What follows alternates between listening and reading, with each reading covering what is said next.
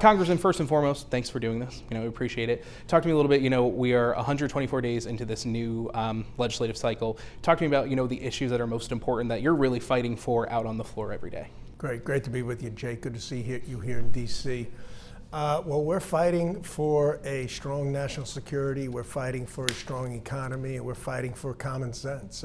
That's one of the reasons I supported President Trump as I did, because his vision and plan and execution and results he expects are in line with those positions. National security, securing the border. It's been done. 99.9, something like that, improvement to our border. Unbelievable, without legislation, as the Biden administration and all the Democrats claimed was necessary. Fentanyl's at a minimum, if not completely extinguished, as is human trafficking. So amazing improvements. Our energy, we see what's happening with gasoline prices coming down and home heating and everything else. It's so meaningful to my constituents and to American families. I mean, they have more cash in their pockets. And as well, we have a plan, of course, to keep taxes at the levels that they are. We keep getting accused of giving away some additional tax cuts. There's not many tax cuts. We're going to look to continue the ones that existed. I mean, if the Democrats have their way, the American people are going to face over a $4 trillion increase in taxes. But working on so much more. We're working on minimizing regulations. I'm on financial services and small business, which means we fight for small business, we fight for access to capital, and we fight for the banks in a reasonable and a responsible way, so as small businesses can gain the access to capital they need to sustain themselves and to grow and to add employment. So we got our hands full, and of course, there's world issues that are really important. I mean, you got a Russian-Ukraine war that frankly only started because there was a complete, utter vacuum of leadership throughout the world and in the Middle East as well, and it's cost hundreds of thousands of lives of Ukrainians and Russians. Now, Putin's a bad guy, bad actor, but bad actors, that's when they operate, when there's a vacuum. And Biden left the vacuum. It would have been continued big time weren't for Harris, but the American people saw better and they elected President Trump, and thankfully they did. Congressman, you're mentioning a lot, of things where, President Trump is following suit, and he's at an advantage, right, where you have the House and the Senate both being Republican. And one of those big things that he's brought up, and of course it's something he's brought up on the campaign trail, are the tariffs, right? And this has been probably one of the most hot button, most talked about issues, especially in the last few months since he's taken over again. What are your constituents really saying when you're speaking with them about those tariffs? Because it seems like when we talk to people back home, you get kind of the 50-50, the mixed message of some people are really in support and like it, some people are optimistically cautious, and some people are just completely cautious about them. There are definitely concerns, and it's a serious issue that needs to be managed properly, and I believe that the president, I have confidence in him, he's going to manage it right. But you got to understand something. Really, since about 1996, through, say, 2010, 2012, even 2014, our country, as the president puts it, has been being ripped off. And the attractiveness of making products, primarily in China, throughout Asia, throughout Mexico, to get a 30 to 40% discount on them and make better profits or just sell them for less, was very, very attractive. But we went too far. COVID proved that to us. We had most of our pharmaceuticals. I saw a report, nearly 90% of the ingredients that go into our pharmaceuticals come from Asia, China.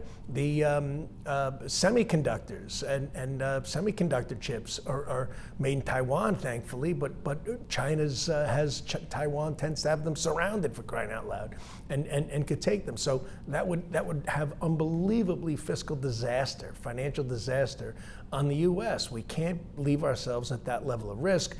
The president is on Trump time, I tend to say. He wants to correct this. We have to rethink tariffs. Free trade meant America got taken advantage of. And yes, I love Canada, okay? But by Canada, you give an inch, they take a mile. That's what happened with Canada, with Mexico, with Europe, with France, and with the European countries. They all said, well, if America's not going to do anything about it, we're going to continue to increase our level of tariffs on them. Meanwhile, they're not imposing really any tariffs on us. Japan, one of our closest allies, Israel, they all did it. They all took advantage of us and the president is looking to correct it and straighten it out. And look, it has to be managed properly because there are some real manufacturing concerns of manufacturers in my district that have different parts, different this and that's made in China, made in Mexico. Sales to Canada are a concern. So it does need to be managed right. The president put a 90-day pause. But China's got to come to the table. And I was just with Secretary Bessent in a hearing. He's on his way to Switzerland tomorrow to have talks with China, face-to-face talks, about coming to a better answer for trade with our two nations. You were mentioning about some of those manufacturers in your district. What is that message then that you have for them? I mean, I know you're saying, things are starting to take off and such, and you mentioned Trump time. I mean, it seems like, some people are also looking to see, is there a light at the end of the tunnel here? We're working for them. I understand their concerns. I was in business long enough, international business, importing and exporting. I completely understand there, in some cases, significant concerns. I'm relaying that to the White House. We're looking at various legislation that we can do to give this whole thing, put these things in proper order. And we're going to continue at it. And I know the White House is working at it. As I just said, Bessent's going over to the Treasury Secretary, Howard Lutnick, the Commerce Secretary, the President of the United States gets it. And frankly, he's a winner. He's not going to let this turn into a inflationary situation. And he's not going to let manufacturers who need some of those components suffer. There's going to be some difficulties.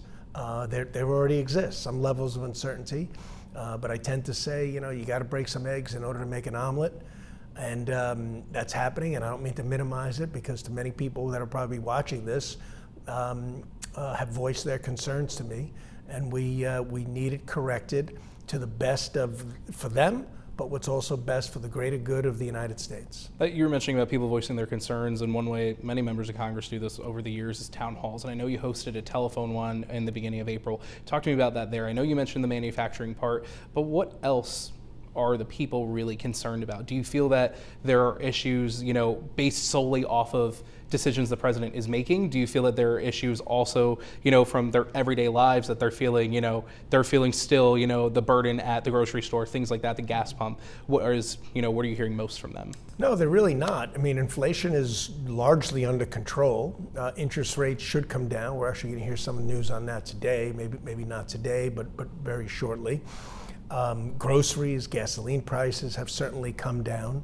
The markets reacted. They were triggered by a lot of things, frankly, but the tariffs. So people's portfolios were negatively affected, but for a large part, that's come back as well. Look, I mean, what we have out there is a tremendous amount of fear-mongering. I mean, most people think, because the media repeats it and Democrats repeat it, and a lot of them, my friends and colleagues, that we're going to cut Medicaid and things of that nature. That's simply not going to happen. I don't know how many times we have to say it, but it's not going to happen. Maybe it's portrayed on your network, but not on most. So there are some falsehoods, false premises that they're basing their vitriol on, and in fact their hatred. And I have to tell you something, Jake. This is not a unserious situation. I mean, I've had more hate mail personally. I was with a member last night that had to go home early last night, missing votes because his wife had a credible threat against her. I was just in a committee meeting where people are flailing their arms and yelling and screaming. We're seeing these so-called protests getting a little crazy, as we've seen, and for what? That's not how you necessarily affect change. I mean, there's a lack of civility, and there's the Trump derangement syndrome. I mean, half the media makes out Trump, what they call him, a dictator. They call him they call him a white nationalist. They call him all these different names. Okay, that breeds concern, which very often breeds hate. Which often leads to violence. I mean, it's really a problem, and that's got to, the left has got to get themselves under control. I think that also begs the question of, have we gone too far? Are we so far removed at some point. The other day, Marjorie Taylor Greene, was tweeting, it seems like it really feels like there's no way to turn back. Do you believe that that's also true, or do you think that there still is an American spirit that can switch this around and really get away from things like that, like you're saying, the hate and the vitriol? We got to try to face the truth, and the truth is that, like for instance, our spending is in excess of almost $2 trillion a year. We're not reducing taxes for the wealthy. We're continuing the tax rate that allowed us to have a booming economy, which, by the way, isn't all that low. All right? I mean, what is it? 5% of the top earners pay, I think, 65% of the federal taxes. 1% pays 49%. And I'm not saying my job here is to look after the 1% or the 5%. I want everybody to have an opportunity for prosperity, as does this president. But my God, the level of spending has gone up so high. We hit the COVID levels and it just kept going from there. We will bankrupt ourselves. All right, if we weren't the reserve currency, I've said this before, the IMF and the World Bank would put us under austerity, and we'd be forced to make unbelievably large cuts to everything across the board. So we have to be smart. Okay, DOGE came in to root out waste, abuse, and fraud. I mean, that's their intent. I've met with Elon Musk many times. That's what they're working on. They're not working on destroying lives and cutting benefits for poor people. And as Governor Shapiro stated, President Trump is taking the food out of hungry Pennsylvanians' mouths.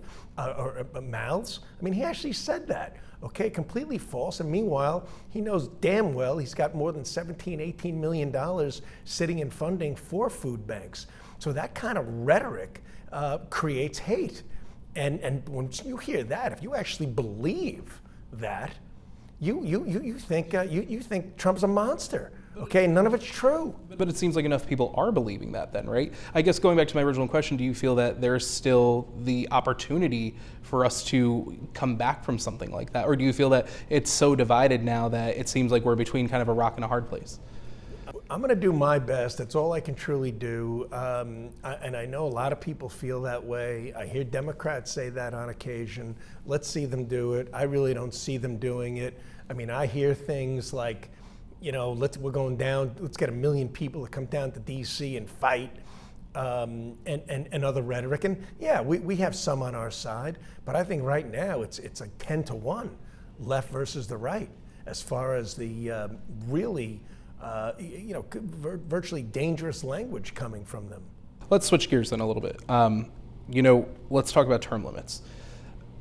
First and foremost, do you support term limits? Being, if that legislation were to come across your desk and it has, the right factions, everything that you'd feel comfortable for, would you be in support of voting for term limits, where the current one right now that, some have proposed would be the 6 years the 6 terms for the House, and then the 2 terms for the Senate, meeting 12 years each? Yeah, I can make an argument either way, and really the argument for not having term limits is, well, then at least those people are elected, meaning members and legislators, and if you didn't do that, then the bureaucrats would be here and they would get control. Nevertheless, I think 6 terms is far and away enough. And if everybody abided by the same, then committee chairs and things of that nature would become available a lot sooner in your time in office. And so, yeah, I think term limits would be a game changer around here in our federal government. And I am very much favorable to term limits, whether it be 5 terms, would be 10 years for a House member, and 2 terms, for instance, for a senator. All in. I think it would be a game changer for our country. Now, of course, the way to change that is technically by an amendment, right, to the Constitution, and you need at least 2/3 majority vote, and then you need the states. Do you feel that in the current state, let's say, and of course, legislation and things take a while, right? It might not happen overnight, but say it were, and tomorrow there was able to be a vote on this. Do you feel that there would be support in both the House and the Senate, and then from the states in order to pass something like this and basically ratify the Constitution? I think it would be interesting to see. Probably not. My guess is most of my colleagues to the left would not vote for it, since many of them have been here for the vast majority of their lives. But my guess is that 2/3 of the states would definitely vote for it. I think most of the red states, most of the Republican states would vote for it, overwhelmingly probably. You were mentioning before a little bit about Governor Shapiro and just some criticisms as to the way he's running the state. And, earlier in April at the PLC, I was able to watch your video there and everything. And, you were saying that it seems to you that it's almost like having a Joe Biden or a Kamala Harris be in Pennsylvania. Can you explain that a little more? Well, it is. First of all, he completely embraced Biden and Harris's viewpoints and policies. Right? He believes in higher taxes. He believes in excessive spending. I mean, he just had a budget that was over $51 billion, like a 9% increase. Outrageous after the increase in budgets that have existed in Pennsylvania. He's got all this extra cash, all this rainy day fund, all this one-time money that they're using against for annual appropriations, which are needed every year, is what I'm trying to say. So I think in Pennsylvania we have fallen behind and we're continuing to fall behind. Okay, you got Florida, you got Texas, you got Indiana, you got Georgia. Georgia brags about how well they're doing, as does Ohio. Okay, you can compare us to Ohio easy. We are not on a trajectory to be in the realm of those states. You know who we're going to be? If Shapiro's reelected, we're going to be the next Illinois. That's what we're going to be. Okay, flat, losing population, wage suppression, losing good jobs, and having very little excitement or quality of life for our state. And the numbers back me up. I mean, we're like number 39 when it comes to the best place to start a business, number 37 of cost of doing business. We're number 37 or 38 in education, Jake, where we're supposed to be at a higher level. And that number, we were 15 years ago, 18 years ago, we were like number 5, number 7, number 8. That was a benefit of all the money that we spent on public education and our higher ed. And now and you don't hear any plan from the Shapiros of the world or a vision as to how Pennsylvania is going to go to the higher level. You hear nothing like that. All you hear from him is how wonderful he is and all the wonderful things he's doing, but the results don't offer that. The results are terrible, but the rhetoric is all rosy. I'm happy you brought up education in the Commonwealth, because we know from public but also to private education, we've seen institutions shut down, shutter their doors, or the threat of it, right? Even like the Penn States, I'm sure you've heard of, the different ones in our areas as well. Those colleges bring in a terrific amount of revenue for the state, no matter if it's through taxes or think about the college students in those communities. If you're saying, we're 39th and that's where we're lacking, what can be done? I mean, maybe even support from a federal level, whatever it may be, that really could help maybe try to turn that around, because again, that's revenue that the state's losing, as well as those towns and those small businesses. There's a lot that can be done. Just like with transportation infrastructure, we're not allocating the funds properly to modernize our infrastructure. We're filling potholes at best. And we're doing more or less the same thing with our education process. We don't allow school vouchers. We don't allow school choice. We're doing all the things wrong. We have minimal accountability of our school teachers. I love school teachers. Everybody remembers to this day, at my age, our great teachers. I certainly know all my children's great teachers. I also know the teachers that were laggards. And that's obviously a detriment.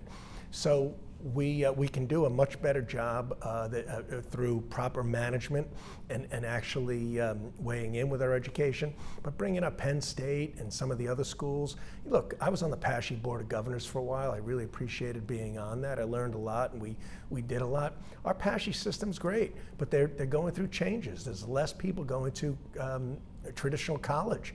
So they're consolidating. They're doing the right thing. They're doing what's necessary. They're also setting up curriculums that are in line with the jobs that truly are available. And when Penn State has to do that, they've got to do that. I mean, it's similar to what the federal government needs to do. I mean, just because something's been there forever and it has 100,000 employees, a particular agency, that doesn't mean that lasts and sustains itself forever, because it doesn't. We need to modernize, we need to use technology, we need to simply make things better and operate more efficiently so we get more with less and we have proper, effective utilization of taxpayer dollars. In that speech, like I referenced in the PLC, but all the times I've spoken to you, you've always mentioned a PA first mentality. In the mind of Dan Meuser, what does that entail? It entails looking after Pennsylvania first. I think what's in the interest of Pennsylvania, and I truly believe this, is in the interest of the United States of America. And I don't think I can say that about California or New York, or I don't even need to get into the other states. And the reason I say that is because we have huge potential. We're an energy producing state. Well, let's show it. Let's be energy dominant. We're a manufacturing state. We make steel. Well, let's prove it. Let's do it. We do have important education opportunities. Well, let's make them more available to our young people so they don't flee our state, such as vocational schools and things of that nature, and skills development. Let's modernize our roadways. Let's use the revenues properly in line with what the people of Pennsylvania want. Let's cheerlead for new businesses. I'll just give you a quick example. I'm sure our governor would like to refute this, okay? AI, data centers, for instance, right? I visited a couple. I've got them developing in my district. Do you know, I just happened to look to see where Pennsylvania stood. And once again, we're way behind. We have something like 47, 48, maybe 49 data centers in Pennsylvania. Sounds like a lot. You know how many Ohio has? 130, okay? We have fallen behind, and we're a better energy producing state because these data centers require energy. That's what really brings them. But the level of regulations that we have, where we have a Department of Environmental Protection, which DEP, which really stands for Don't Expect Permits, and it has now for a long time, under Wolf, under Shapiro, and it's not improving. It's not improving. We are not a friendly place to get permits, to grow a business, to build anything. We're a very difficult place to do that. And why would, if you're looking to build a new manufacturing plant or something of that nature, why wouldn't you go to Texas or Florida or Indiana for that matter, or Ohio, where they welcome with open arms, where they have agencies that say, all right, how can we help? Our agencies go in and say, you better live up to these compliance requirements or else. It's a little bit different of an environment, and there's no reason that we can't correct that in the great Commonwealth of Pennsylvania. And the right governor will do it, just like DeSantis carried on what Rick Scott had. These states have had two good governors, many of them in a row. That's what's necessary. And but I think it can be corrected in Pennsylvania because we have so much to offer in one term, one 4-year term. We can go from being in the basement to being a leader among states and the best place to live. That should be our vision for Pennsylvania. Are you that right person? Perhaps. I'm giving it serious consideration. And you know what? It's not about a person. It's about the office. It's a we effort. It's about having a great office. It's about having great agencies that work for the people. It's about having a legislator that is partners in all of this, not necessarily separate. I mean partners in order to really correct course and advance Pennsylvania in the manner that it can be. When are you hoping to make that decision? Before July 4th, about then.